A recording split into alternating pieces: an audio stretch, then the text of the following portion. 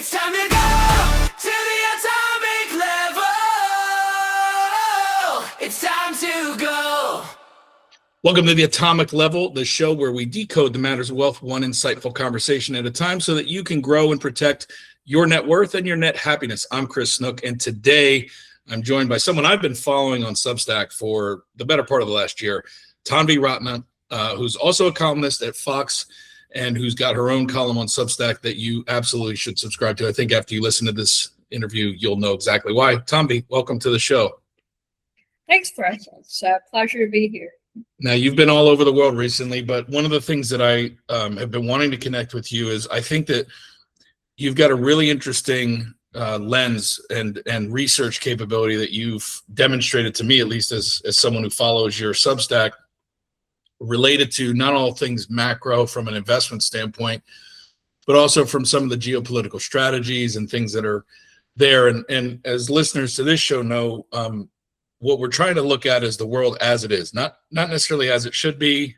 That's what we'd like to endeavor towards, not as we want it to be, but just as it is, because that's where you can make practical and pragmatic decisions and then help shape whatever your impact's going to be on it. So I think that you've published some stuff recently, specifically around the Iran war, that I know you're in the middle of releasing, I think, part 4 as this is being recorded. So it'll probably be out by the time this drops. We'll put all those in the show notes.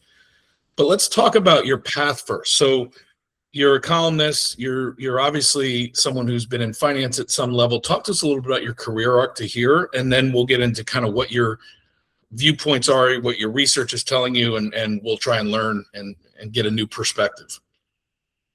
Yeah, sure. So my journey's been pretty unorthodox.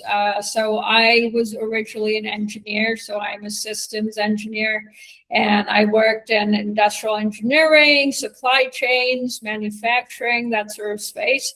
And I then went to grad school. So I was at Georgia Tech, I did engineering, and then I went to Georgetown. I did grad school in foreign affairs, security studies. And, you know, long time ago, about like more than 10 years ago, I pivoted to geopolitics. And so I worked on the Hill. I was in the Foreign Affairs Committee of Capitol Hill. And that was, you know, during the second Obama term, when there was this whole pivot to Asia and things like that. So I worked on that. And then, you know, the US government at that time had entered a pretty dysfunctional period where, you know, nothing was really moving. And I just, you know, it did seem like, you know, this would be the right place for, sorry, were you saying something? No, it was the chair. Okay. So, you know, and I had this curiosity about how policy was working in other countries. And, you know, my family, like, so we're Indian American, and I was curious about what was happening in India. So I had a very interesting opportunity that I worked in where I went to India, and I ended up somehow on the campaign team, the first campaign of Prime Minister Modi, when he was at that time just a state chief minister, and he'd never held national office. And I just somehow found myself in the ringside of this very big transformation that was happening in India, which has sort of made India what it is today as well. So that was very interesting. And then, you know, I stayed for a few years. I worked on this big digital transformation that happened in India, which is more tech policy. And then one thing led to another, and I fell into the space of crypto regulation. So I was at this consulting firm, Ernst & Young. I was working their blockchain side, and I suddenly, you know, like, it was work that led me into it. I started working on crypto regulation, worked with many different regulators in the US, but also in, you know, 10, 11 countries, set up a little think tank on emerging tech regulation. So we looked at crypto, AI, and things like that as they relate to national security. And I bound that up and, you know, moved back to the US like 2 years ago. And that's when, you know, all the movement with Trump started. And it just that all the different chapters of my life, they all sort of tie up into this moment that we're in. So manufacturing, supply chains, geopolitics, crypto, AI, they're all central to the strategy that Trump is building. And I also had the fortune of, you know, growing up in different parts of the world. Like I did college some years in Asia, in Singapore, in the US. And so it gave me very holistic perspective on things. I think that's a great kind of background, because it makes a lot of sense to why I've been, I think, attracted to your writing specifically, is that a lot of that totally jives with how I would expected your background to be made up based on what I've read, because there's just a very holistic viewpoint to the things that you talk about, even if they're just, you know, kind of your analysis of what's happening. I think that there are through lines to each one of those pieces of your background that if you didn't know that you had that background, you might intuit that you did. And so hearing that makes a ton of sense to me. So let's talk about, because I'm glad you talked about, you know, kind of a perspective from your earlier days and kind of being around the Obama administration, a perspective now. You know, if we put all the political derangement syndromes aside and we just try and understand, make an assumption, there is a strategy. And I think whether you agree with that strategy or not is for you to decide. But if we can at least make the assumption that there is a strategy, then we can maybe learn something. And that's why I wanted to have you on the show, because I think you've taken the stance that there is a strategy. And you mentioned that strategy is centered around some of these critical components that essentially make up the global economy, which then impacts the domestic economy, whether you live in India or whether you live in the US or whether you live in any one of the other places that you've mentioned.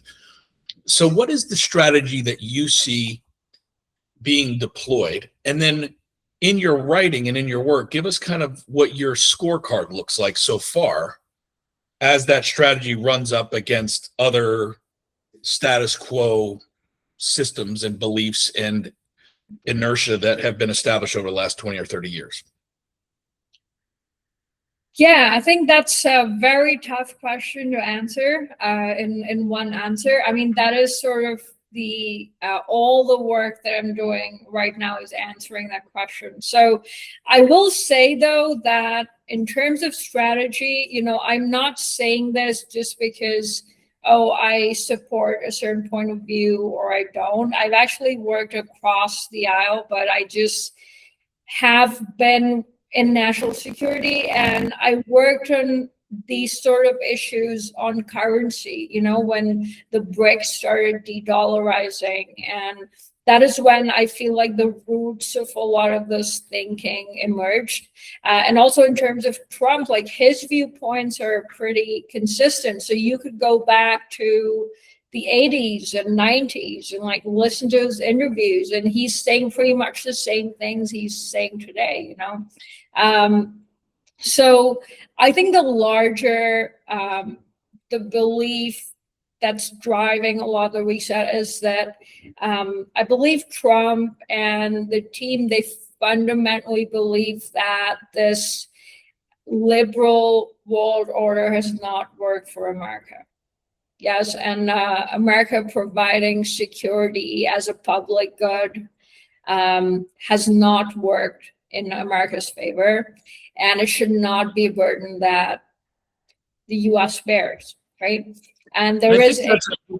I don't want to stop your train of thought there, but I want to pin that point, because that is a lens that I think it's lost in a lot of the mainstream narrative, regardless of which channel they're listening to, which is that at the end of the day, since World War II, at the end of the last fourth turning, for those people who've been fans of the fourth turning or heard me talk about that, when we went into the Bretton Woods Agreement, when we did that, one of the things that we established was essentially a security apparatus that the U.S. was, you know, essentially the lead on, but it was sharing that burden.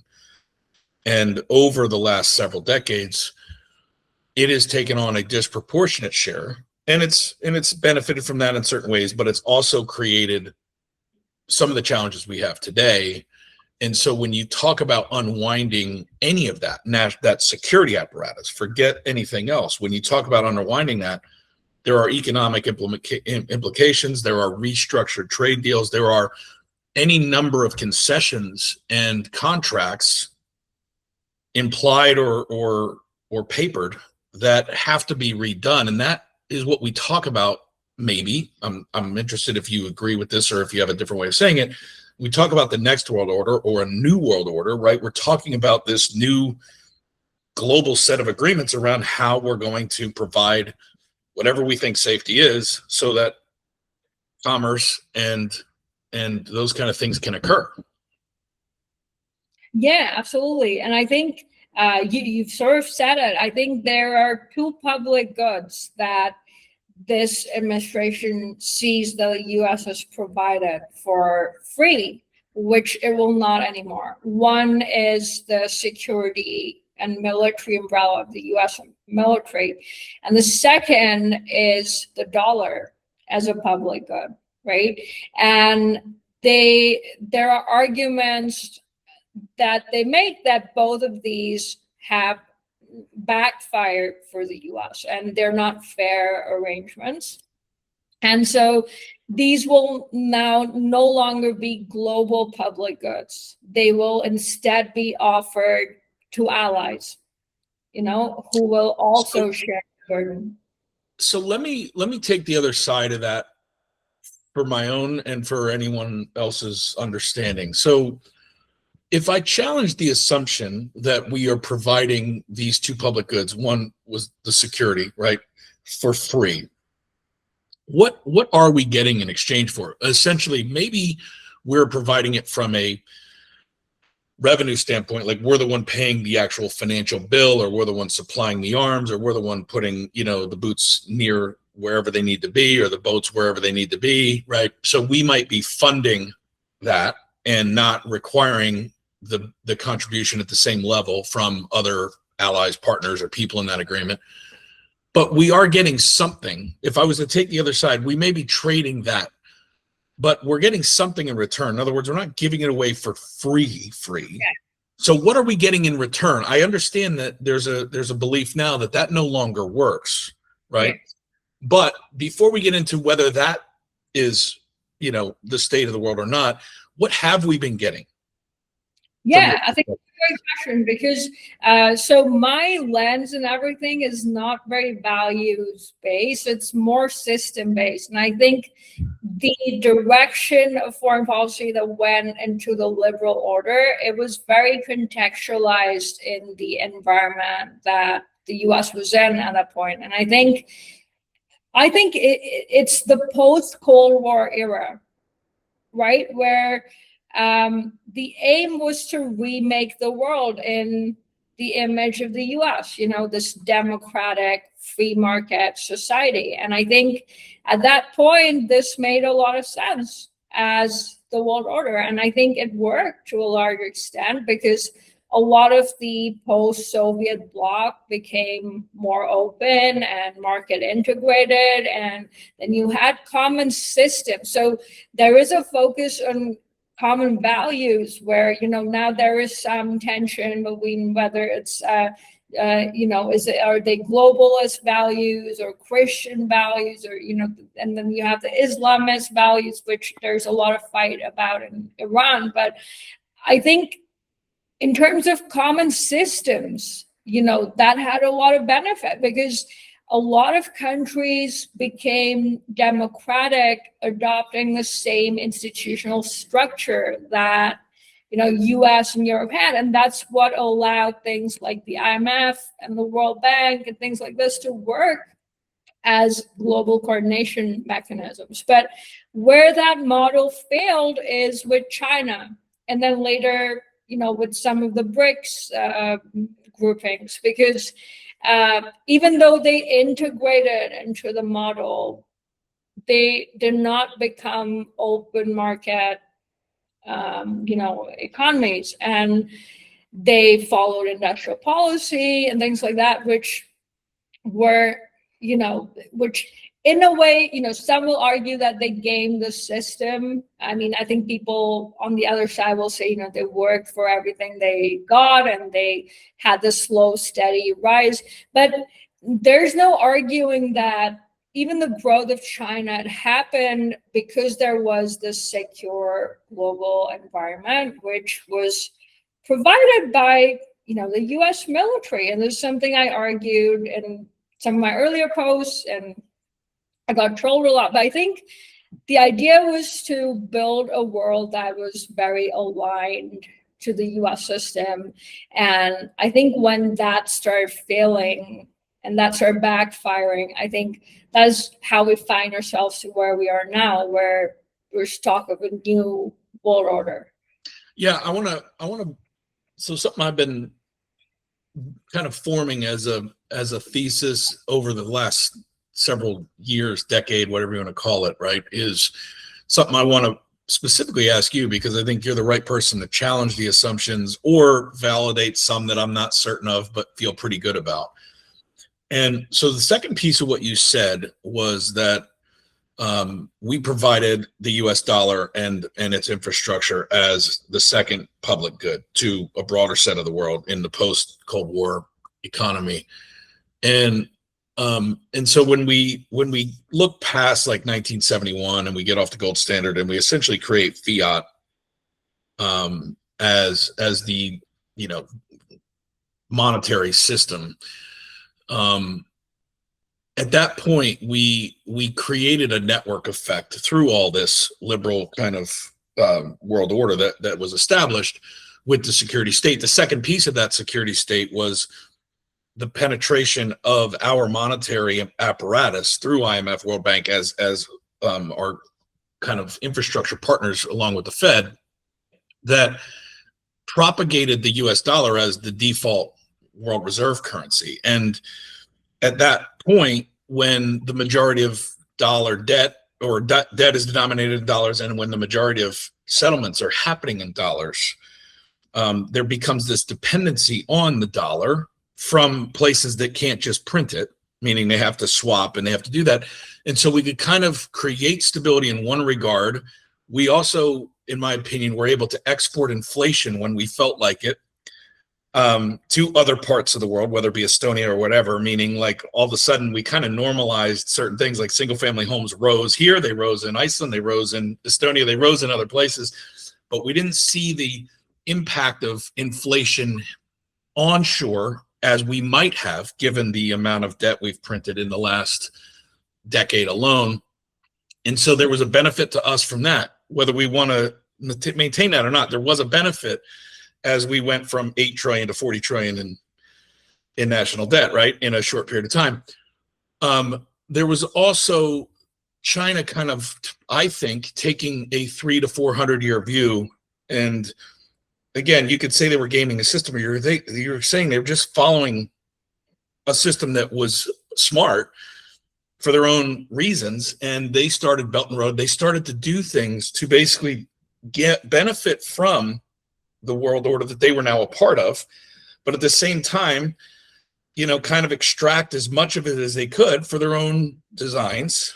And they became a true counterparty, in the global economy because of that.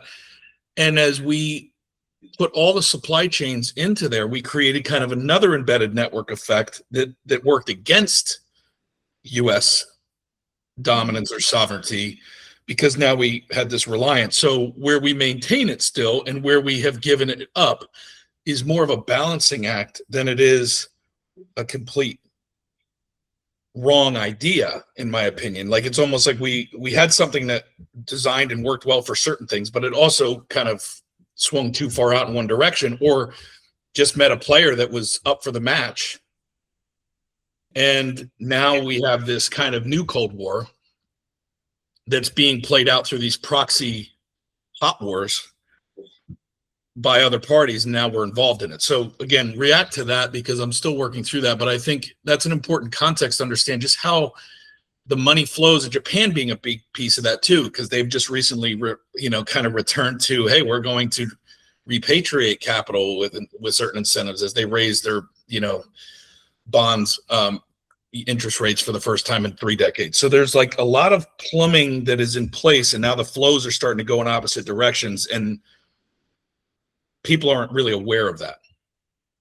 Yeah, absolutely. I think I'll try to speak to the underlying dynamics in that, right? Because there's many theaters where it's playing, like from Europe to Japan to China. But I think, yes, the counter is that, having China in the system, it created lots of wealth effects, for the US, like whether it's with corporate margins, whether it's the prices of goods, the diversity, cost of living, things like that.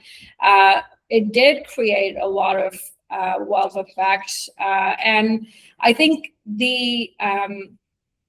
I really, in my reading of things, I feel like the problem really exacerbated with the de-dollarization push around the BRICS, and the last 10 years of this real concentration of supply chains that China has been working on. I think that is actually when the tipping point sort of came. And I really feel like what is happening right now is usually something that happens after a war, this kind of reordering.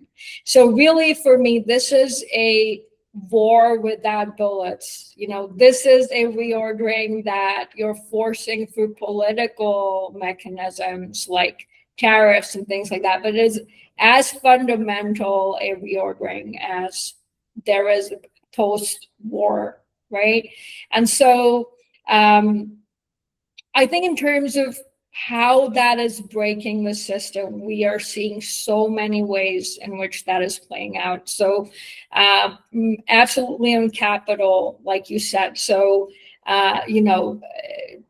Japan, was, I wrote about this in the Capital Wars essays, like how their move to liquidity sort of led to this massive liquidity trap situation in the markets. And Japan is now, even look at the way that Sane Takeshi has managed things. She already won the election and came to power. She has a very different agenda than has traditionally been in place in Japan. She's not afraid to ruffle feathers. She's going to go all out on defense spending. She's going to go hard in China. She's going to go big on fiscal spending for Japan, for making sure the middle class and people are not hard hit. So she needs money for that. And she has to pass a big budget. And so instead of trying to do what had been done for a long time, which is you do the things in a way that you adjust and you kind of try to not shake the boat, she actually called for snap elections. And so what happened is she ended up with now 2/3 majority in the House. Now she can do whatever she wants. She could have lost everything. So she's very similar in that way to Trump. Like, she took that gamble. She took that risk. She could have lost. I think that's an interesting point, is that populism, if that's what you want to genericize it at, is not just happened here, and it's happened in other places, but these things are giving a credibility, or if nothing else, a momentum to what the current administration here is trying to do. Yeah. Yes, and I actually would argue it started in other places, and I think I got to be a part of seeing that in India. That came with Modi. Now it's his 3rd term, so it's like 10 plus years of this, this movement. You saw it happen with Xi. You saw it happen with Erdogan in Turkey. You started seeing, some of Meloni and these kind of. So there was this massive move to the right, which had started actually along with Trump's first term. So that has now consolidated. And the place where the fight is very acute is now in Europe, right? And that's why you're seeing so much, so many fault lines around, oh, US is meddling in our elections. But then the center-right parties are gaining momentum, and then they're using X and all these platforms, and so there's a lot going on in terms of populism, as you'll say, as a force. But I would say more sovereignty as a force, and That's a good frame. I think that's what it is too. I think populism is what has been proliferated through the narrative arc, because it's historically kind of what we look at when we look at other parallels in history. But sovereignty is really at the core. In other words, populism for the sake of what? And the sake of what is sovereignty, whether it's Japanese sovereignty, whether it's US sovereignty, whether it's Italy's sovereignty, whether it's UK. And we kind of are shifting, and we have this collision between people that kind of wanted a one world order with these different kind of chieftains, to one where we actually have a multipolar order that is, I don't want to call it a meritocracy, but that essentially functions like, if I have to deal with you, I will. I'm not going to go through somebody else anymore. And that's a shift in psychology that hasn't had a chance to play out, but is getting enough different interest groups, be it countries or what have you, to say, yeah, I think I want some of that for me too, where it's shaking up and it's creating this friction. Because even the quote unquote powers that be don't necessarily, they can't get along to go along anymore. There's kind of like, they have to take a stance, but they're not yet sure which stance they're going to take, because they're still worried about getting elected, or still worried about whatever it may be, right? Yeah. But so what's your take? Let's jump into one of the theaters, because it's the one that's on everybody's mind as we record this, right? Which is Iran. So Trump comes in and settles 8 of 9 wars, still working on the 9th one, all that stuff, right? Which I have my own, kind of opinion on of whether that was what that actually was as part of the strategy. But it's net positive, meaning 8 wars get settled. One is still out there with Ukraine and Europe, or in Russia. And then we go and we do the things, we do in Iran. It doesn't stop anything. And now we're here where we are. We're in a hot war with Iran. And if you were to go back to your earlier comment around, we're basically using a bulletless type of war to fight World War III to get to the outcome that usually happens after a world war. Now it's harder to argue that we aren't on the path to a world war, even though you could make that argument. But why are we doing what we're doing in Iran? There's the obvious thing around, okay, we can't let them have nukes. There's all those surface level things, but you have a very unique opinion on why we're doing what we're doing in Iran. I want to kind of share that. Yeah, so I sort of see the moves from the start in a sort of continuity, in a spectrum, and I believe that the process that the tariffs opened the door to, I see Iran as the culmination of that process. I see it as sort of the climactic theater that is going to force everything into position. Whatever you start rejigging over the last year, that all has to fall in a line. And I see Iran as the sort of this nerve center, or this pressure point that transmits into every single system you're trying to reshape, whether it's security architecture, or it's trade, it's power structures, it's ideology, values, all those things.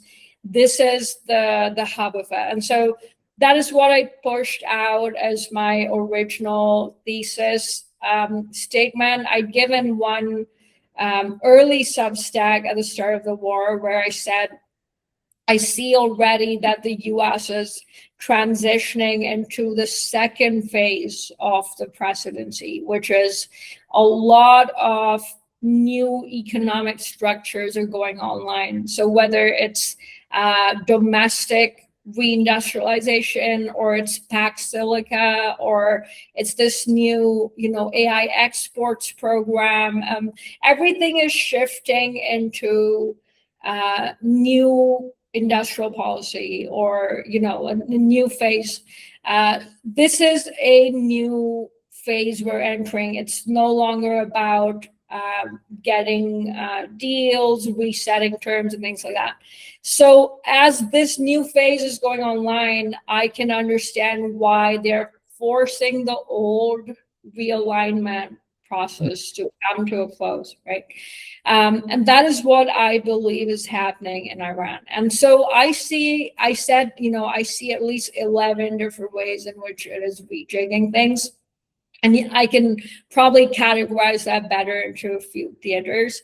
But let's start with the obvious ones that people are seeing, right? So, of course, around energy, major supply chains, those kind of, what do we call them? Like critical resource supply chains. There's already, you can see global furor and movement and things like that. The second most obvious one is around geographic choke points and trade routes, right? And if you see for all the major, systems that go from Asia to the US, Asia, Europe, US, Iran sort of sits at the center of everything, right? And it has been that node which has been used always by China, Russia, or any competing bloc to create a alternative or create a challenger route, or a corridor. So there is a whole geographic element to it. I think there is the biggest problem, the biggest rejigging. There are two layers of political alignment that's forcing to happen. The first is within the region, right? And this is what my first few essays were focused upon, because there is that intractable issue that Trump has faced since the first Abraham Accords, where you need to get, so Saudi and UAE are like the de facto hegemons of the Gulf region, right? And Israel actually has completely changed its doctrine in the last 2 years, going from this defensive actor with just, every time someone there'll be like limited operations in the West Bank and that's it. They've gone from that to like a very offensive, very hard military doctrine. And it's curious that people just never question that. They just assume that everybody is, that is their nature, or they're just trying to like kill. Or no, they actually, the October 7th attack really shook the establishment of Israel, because what they realized is, the doctrine they followed for so many years, which was we keep the most advanced border, the most secure everything, and we only respond when someone pokes us. What they realized is all of that failed, and they got infiltrated and attacked in a way that they, it just had not worked. Everything they had done for their security had not worked. And that whole doctrine that they followed for all these years, which they used to call it mowing the lawn. So literally when the grass grows so much, you just go out and mow it. And that was pretty much it. They went back and they redrew the whole doctrine, and they said, what has happened is in all these years of letting the Shia axis and the Sunni axis sort of harden around us, now these things become so structurally strong and so all-encompassing, because the thing to understand about Iran and the Shia axis is it's not just Iran, it's not just one country. Over the last, 15 plus years, they have set up this network of proxies, which also people just think are militias, and they're just some small militias, like the Houthis are just bandits, and like they're Hezbollah, just like they're just civilian militia.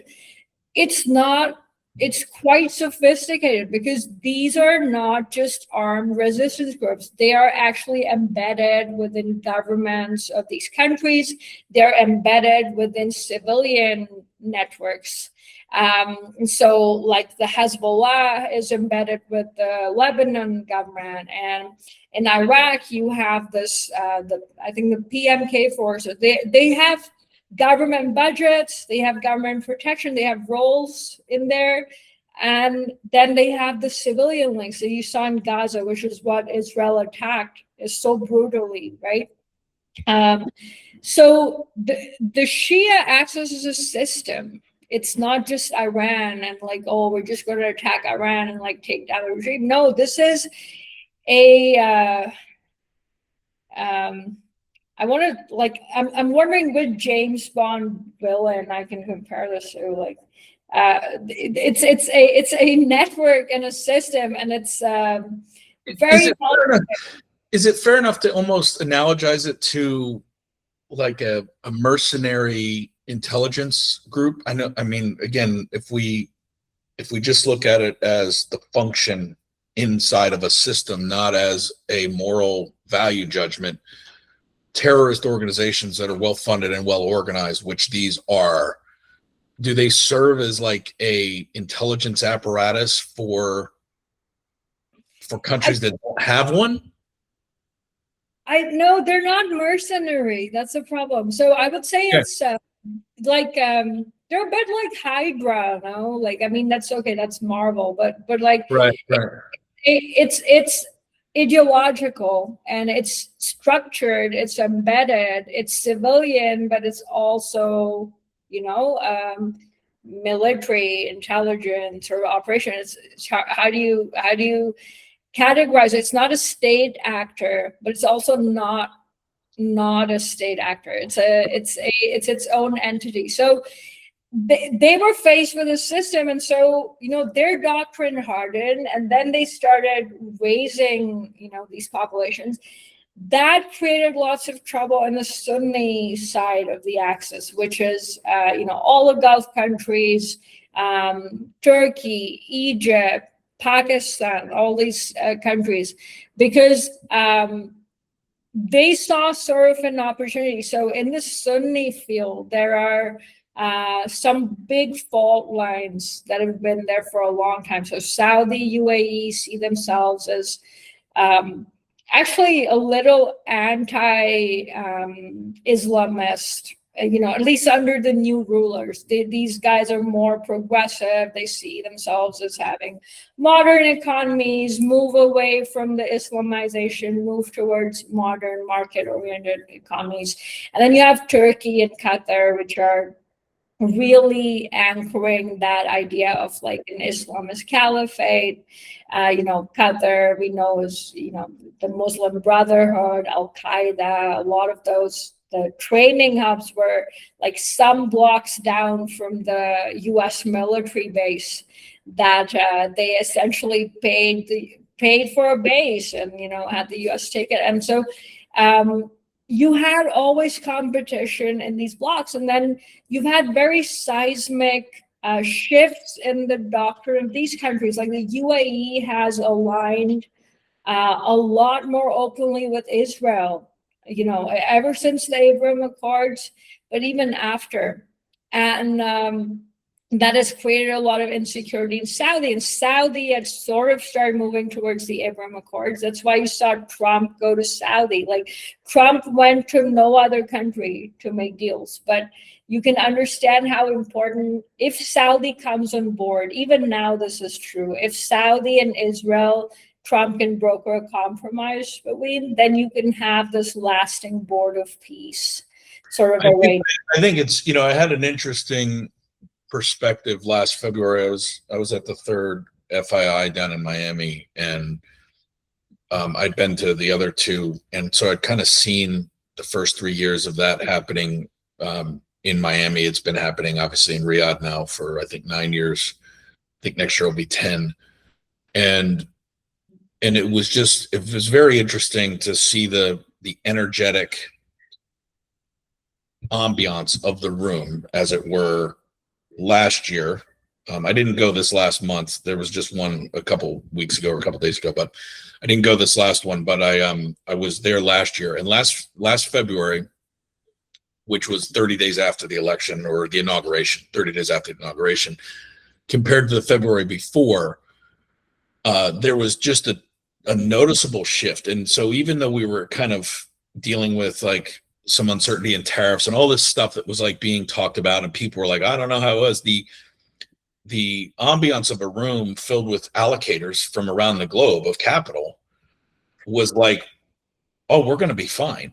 Like, this is going to work out. Like, this has been 4 years waiting to kind of re-engage. And it was like, no one said that out loud, right? But it was just my interpretation of it. I remember calling several folks afterwards and just saying, listen, based on what I just saw, like, there's a plan here. There's a lot of things happening. There's a lot of alignment. There are things that are moving. Now, you could say whether you like that or not, but the reality is it was obvious to me last year that there was a considerable effort that had been happening and waiting kind of for a moment to re-engage itself after the Abraham Accords had been written, and that they were now ready and kind of hopeful despite all the near-term shock. And I think that's still there. And I say that because, like, if I hadn't had that perspective, I think I'd be looking at this whole thing differently. And there are risks, obviously. I mean, there's some major risks that this thing could spin out of control and become, something that wasn't designed. I'd like to hear your opinion on what those scenarios look like, the off-ramps, as it were, and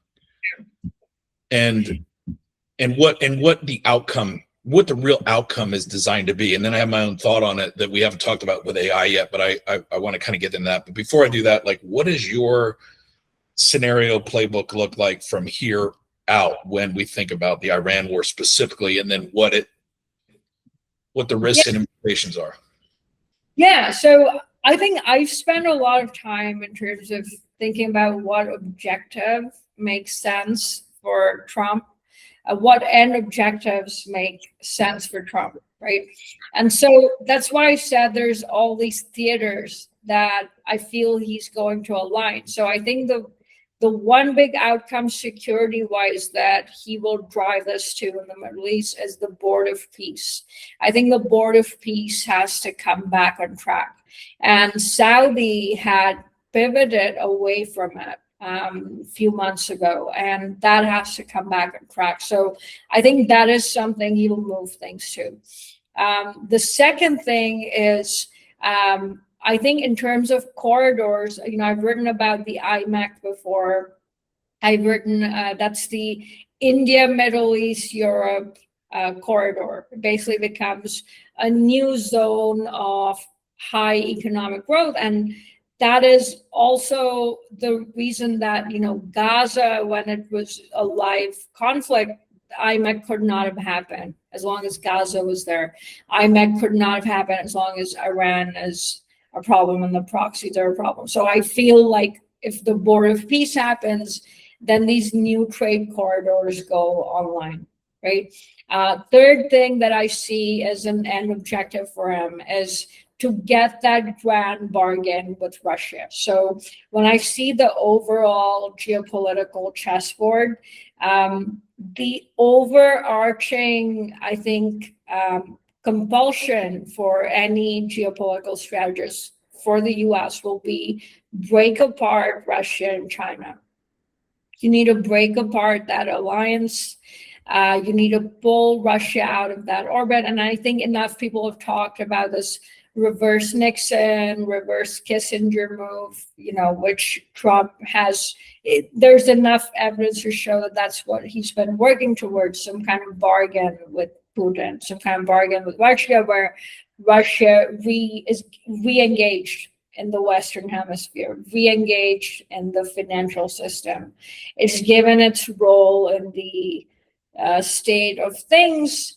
The war in Ukraine is settled, and this dragon bear alliance that they talk about gets broken. I think that is geopolitically very essential. So some people are expecting a grand bargain with Russia and China, but I think with China it's trickier. It might happen. Let's see what happens with this new negotiation. But at least with Russia, I think grand bargain, that's the third thing I see is essential for Trump. And the fourth and the final one, the main one that I think a lot of what he's doing in Iran, I think it's Israel's objectives that are more on the Middle East. It's for the US, I think the objectives are in Europe. Everything is about Europe. Like a lot of the pain that will come from the energy markets, I feel is going to disproportionately hit Europe, because Asia is starting to get supplies, like India, China, Pakistan, Thailand, they're getting supplies. And they might come to some arrangement with Iran, but I don't think Europe will. And I don't think Europe will buy Russian energy. And if they double down on US energy, then again, Trump is going to push them on Greenland and NATO. So I think there's a lot of questions in Europe which have to be settled. And that, I think, brings me to my final thing, which I think is the underlying piece and everything, which is where it gets more conspiratorial. But I think it's the old Epstein network and the deep state network, and the blob, as they call it, the old system that Trump has sort of come in as a maverick and broken up and shaken up. They are fighting back, and that is a global network. The one that you say is a sort of global government, a globalist culture, rather than having sovereign cultures. Like, yeah, it's that piece, and I think ultimately that is what they're fighting. So if the Islamists are like Hydra, I think I read some analysts say the Epstein network is like Scepter, and it is the absolute elite, powerful global, like the Illuminati or something, right? So I do feel like it sounds very conspiratorial, but I am seeing traces of this, and I teased some of this, when someone was saying, like, why did the insurers immediately stop insuring the boats even before anyone closed the strait, right? Before Iran closed the strait, or before any major attacks happened, like, why did the insurers stop insuring the boats, right? I think that is some traces of the globalist network. And I think that is the final frontier that he has objections on. So one of the takes that I've been ruminating on is, and I'm curious about your opinion on this. So I'm getting ready to publish a piece that just reframes this whole thing around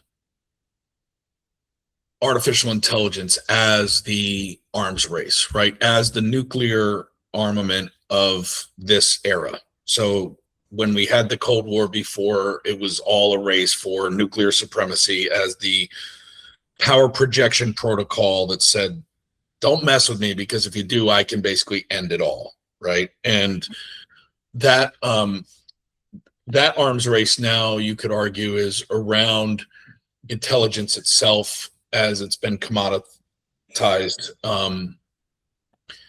And if you look at all of this through the lens of artificial intelligence, there are a couple forces that come into play. One of them is energy, right? Because it's obvious that requires a lot more energy than we can produce right now, regardless of where we're producing it or where we're buying it or selling it from. That's on top of the energy needs we already have.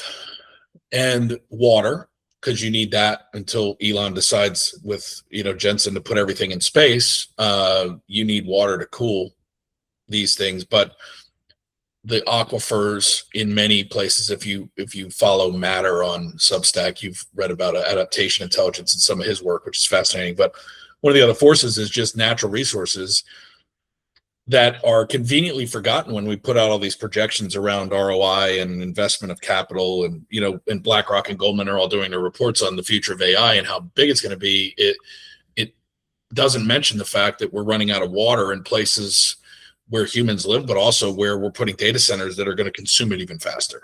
And we're not talking about running out of it over in a decade or 2 or 3. We're talking about 18 to 36 months where millions of people will all of a sudden not be able to have water. And, oh, by the way, the data center won't work.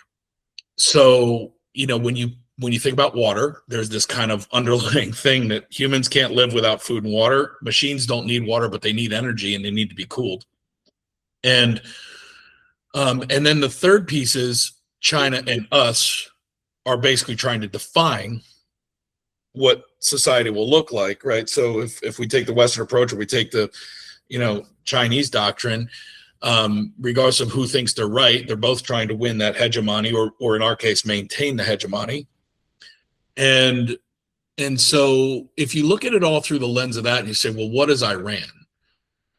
I mean, with all the other things that it could be, my contention is the Strait of Hormuz is 20% of the global oil supply moves through that every day or whatever, right? And so we've already seen the impacts of what happens when that gets disrupted, whether it's shut down, closed, or toll roaded or whatever. Gas in where I live is now $6 a gallon, right? Overnight. And so, and that's if diesel's $7.20 a gallon. And so that puts pressure on your local economy, which then makes it hard to get reelected or keep your control of the House and Senate, which you're already battling, because people don't care. They just see their prices go up, and their life get worse.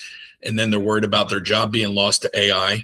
And all these things happen, right? And they don't have the time to contextualize everything that you just spent the last 30 minutes putting out there for us to think about, but they're impacted by it. And if you're China, you have the same thing. You have, I think, 17% or something I've seen is high in youth unemployment. There's a nihilism there. There's a movement that in translation says lie flat, right? Meaning like, I'm just going to lie flat and do nothing. And so they have some issues there that, a lot of people don't know about related to their own social unrest, but they also still have the CCP, which can dictate or, do things that not. And we hear about Taiwan. So if you think about the 2 choke points, you have the fact that all the chips that we need to power these things come out of basically China in one way, shape, or form, whether it's the rare earths that refined or whatever. And Taiwan is where they come out of. And although we've built, stuff in Arizona, we don't have anywhere near 90% of the chip supply still comes off of that island in Taiwan. And China's only reason not to invade it, I could argue, is the fact that they are still dependent on Iran's oil to a degree that they can't pull that trigger. So it's a lever. So if you can't control Taiwan, but you attack Iran and you dismantle it under all the other premises that you already said, what you also have is you have a lever to trade in a negotiation if needed. And China can choose to escalate and go surround Taiwan and invade it, but it doesn't really serve them, because then we are in a World War III. And I think all of this has to do with the fact that we're all dependent on this for this AI future that's coming at us in nanoseconds. Mm-hmm. But what are your thoughts on that thesis? Pick that apart for me. Yeah, so I might have a different take on this. So I do agree that, Trump thinks in terms of leverage, and so he definitely does create leverage for himself as he walks into that negotiation with Xi. Because I think in the last year, the U.S. did not have much leverage in that negotiation with China, and that is what led them to just get this, 1 year period, just where we kind of muddle through things. That's all we got as an extension and no deal as such. So maybe they will get to a deal, right? I think in terms of AI as what role does Iran have in that? I think I really see Iran more for the purpose of corridors and security and trade and the system view, like the petrodollar and things like that. I think when it comes to AI, what I'm looking at is there's that whole wave of energy innovations, like in nuclear or all the space stuff that Elon is launching, and space chip and terafab and stuff like this. All these kind of things are where I think the solutions for the US are going to be. It's going to be in the innovative technologies, out of the box technologies. As far as China and Taiwan, so I think either there is going to be some invasion within the coming weeks, because you've seen all that naval activity. So, all these Chinese fishing boats, like I was very curious when I started seeing that news last year, and it's become pretty apparent that they are mapping, different parts of the ocean, different parts of the straits, the subsea cables, with all that kind of terrain is what these fishing boats are mapping. So are they getting ready for some kind of submarine and naval conflict? It could be. But I also think, I do think Trump might consider a grand bargain with China as well, where they, I don't, a lot of people say, will he just let them keep Taiwan if we instead look at gains for other fields? I don't know if that's very likely, though, because, you've seen Japan as the way he's working is he said, Japan, you manage your security and spending, but then, yes, you get free reign in Asia.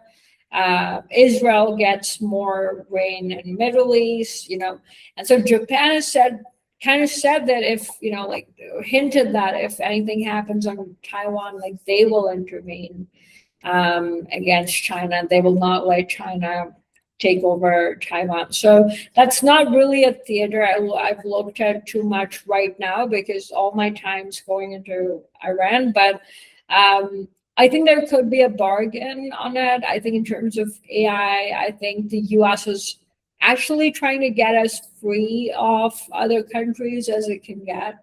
So I think a lot of space and nuclear and those kind of avenues is what it's looking at. Yeah, and I think the Western Hemisphere side of things, right? It almost looks as though we're going, okay, imagine a world where there could be a dual hegemony or some version of that. Mm-hmm. And maybe not on the currency side, but on the security side or the whatever. We have the Philippines, we have Japanese interests. They're never going to play nice with China, right? Based on their history. And so there's these kind of things that make it a little challenging because it's not clean, to say the least. But at the same time, from an energy standpoint, when you can control, enough of your energy production and output and storage on one half of the planet, and you have Brazil and Latin America and everybody else kind of lining up to benefit from those deals as well, and Argentina and things like that, then you create kind of a natural bifurcation. The other side of that is, you mentioned it, Europe. Where do they sit? What happens to the European Union is kind of, I think, a big question, because it seems very hard to imagine a world where 10 years from now it's still intact. I mean, maybe it is, but if that ATOMIQ corridor, becomes a thing, does that help keep it intact, or do you think that helps split it up amongst two different sides?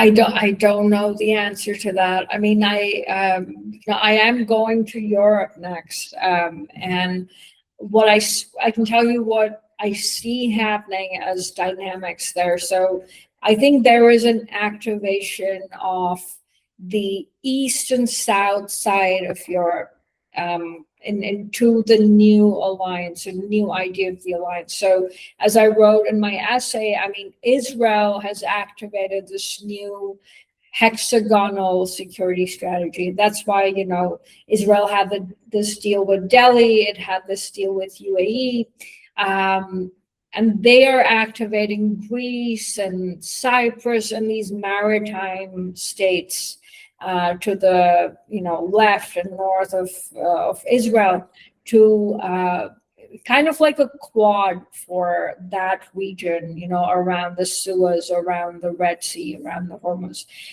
Those countries are getting activated. There is an extension of the ATOMIQ, which goes through certain countries in Eastern Europe, which is called the Three Seas Initiative. And that has your Italy, Croatia, Greece, so these countries, and then you of course have Hungary, which has always been the sort of conservative voice within the EU. So I see a lot of these countries getting activated on issues of Islamist immigration. They don't want to have a lot of that. That's encouraging them to partner with Israel on that agenda, right? I think that's also why New Delhi is partnered with Israel. It's the anti-Islamist kind of access. And you see them partnered on the idea of the ATOMIQ. So I think a lot of Eastern Europe is betting heavily on the ATOMIQ, Romania, Croatia, all that, because then they get sort of linked into the high growth corridor regions, right? So in Europe, there is a lot of this movement. And then, of course, the stuff we already hear about in the US, which is the rise of the right parties and things like this, which are already happening. So I think in Europe, there's a lot to unpack there. I will, start doing that in the later writings. But Europe, I see as the center of this final fight that I said of the globalist versus the new order. Europe is the old order. It is the original hegemon, and they have been embedded in so many structures of the world order. So I think that is the big fight, and I think that's where all the debates of Ukraine, NATO, Greenland are all going to be come to the fore. Yeah. So as an investor or an allocator, I mean, are there safe havens right now in your opinion, and if so, where? I actually would not be the right person on Europe. I am myself starting to look into there. I'm going there in 2-3 weeks for an immersion, but I don't know who is neutral anymore. I mean, even Switzerland's not neutral anymore, right? So there's a lot of realignments within Europe. But I do feel that by July, that is, I think, the deadline the administration's working with. I think by then we'll have a pretty clear picture. That is mainly what I argue in the essays is, you are now forcing everyone to pick a side. I think Trump is done with people hedging this side and that side and working with the US and then also working with China, with Russia. No, you don't get access to the public goods. You pick a side and then you get access, right? So I think that world map is going to be very clear after 3 months. Yeah, I think that, for all the things that I could say that I'm not a fan of, I think that, the one thing that studying history has taught me is that there are active and passive moments in hegemonic leadership, right? And I think we went through a period where we had some passive leadership, and now we're experiencing a hyperactive of leadership, right? Deals being done, levers being implemented. And if you took a view of it that was like biased because of a political alignment, in other words, if you were red or blue, right, you're going to either go all in on one side or you're going to go all off on the other side. But if you just looked at it as a system, you would recognize that, like, when force enters the equation in any way, things start to move around. And when things start to move around, what appears like chaos sometimes is, and other times what it is it's cause and effect. And most of the time it's cause and effect, right? And so it's kind of like, if you look at some of these moves, whether they've been executed exactly how he thought or they thought or not, they start to line up. Meaning, like, again, if you, it'd be very hard to think that there was no strategy. Yeah. Because there's just too many pieces that, in a matter of short periods of time, there are deadlines, there are reset, there are things, there are settlements, there are bombs dropped, and there's precision across the board. And so I think it's very hard to not say dispassionately that there is a level of execution in this administration that is historic, and it is noteworthy. And when you given the complexity of everything that you've laid out, which is only the tip of the iceberg, you can kind of appreciate not only how hard that job is as a collective, but as a commander-in-chief, or as a head of state, or as a European prime minister, or as any, like, in other words, the job is not easy, and the implications are real. And I think what you want in that regard is you want someone who's up for that job emotionally, mentally, and everything else, in the sense of, like, willing to take that burden on.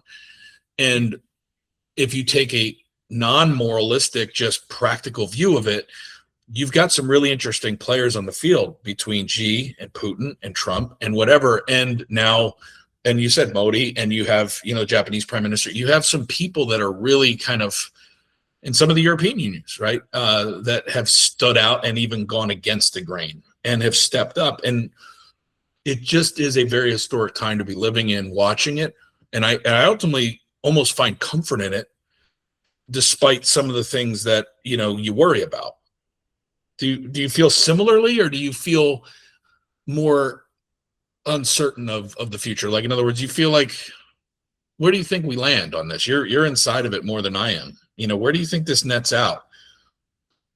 I mean, I think we're really living through history, and I think I feel like I'm watching a world order reset in real time, which is not something I ever thought I would see when I entered this field. And I was just a college student, and I was like, oh, this IR stuff is interesting. I never thought I would get to witness something like this, but I do think it is a point in history. It's an inflection point in history, and it's something that will be remembered for a long time. And I think what comes after, I think, is going to be a very different economic era. So we're only done with the first year of Trump. I feel like what comes next is going to be the start of the AI industrial age, the manufacturing push and reindustrialization and things like this. A lot of innovation everywhere. And the thing is, like, with Trump, whatever we might think of him, he has brought in this trend amongst every government on the planet to focus on sovereignty, focus on security, invest in your economy, move towards reform, deregulation. So a wave of this is going to be unleashed. And I believe, as someone who thinks from a free market lens, that will only lead to good. Right. I tend to agree with that. I think, the reality is that when people can be somewhat enlightened in their self-interest, but when they can see their self-interest, you get a better quality leader And when someone is passionate about their country, whatever that may be, and feels like now is their opening, there's a lane where they can kind of get out of the current line that they've been placed in for decades, and they can kind of find a new position in that line. You get a lot of people raising their hand and standing up that have been waiting for that moment, and that window doesn't stay open very long. And I think the chaos that everyone is uncertain about is this fact that, oh, well, we're watching everybody kind of try and like it's musical chairs, right? Everybody's just running around trying to figure out if they still have a seat.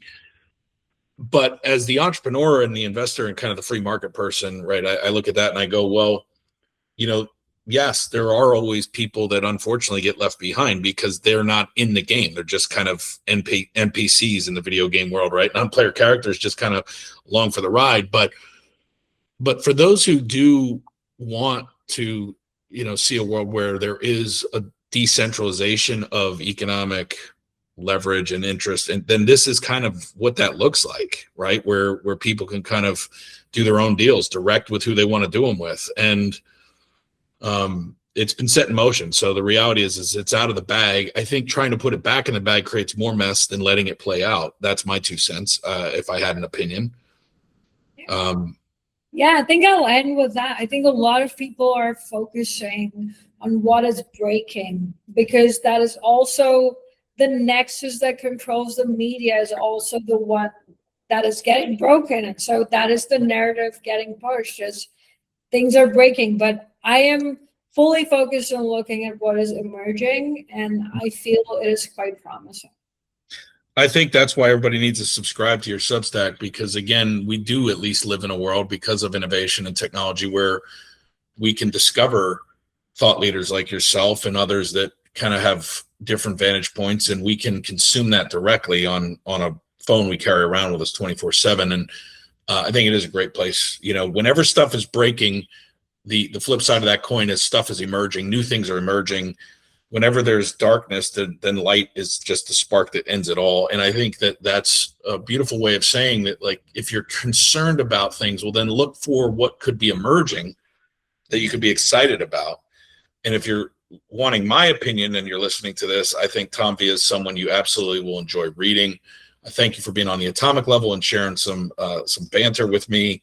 And I look forward to seeing what you publish next. Thank you, Chris. It was a pleasure being here.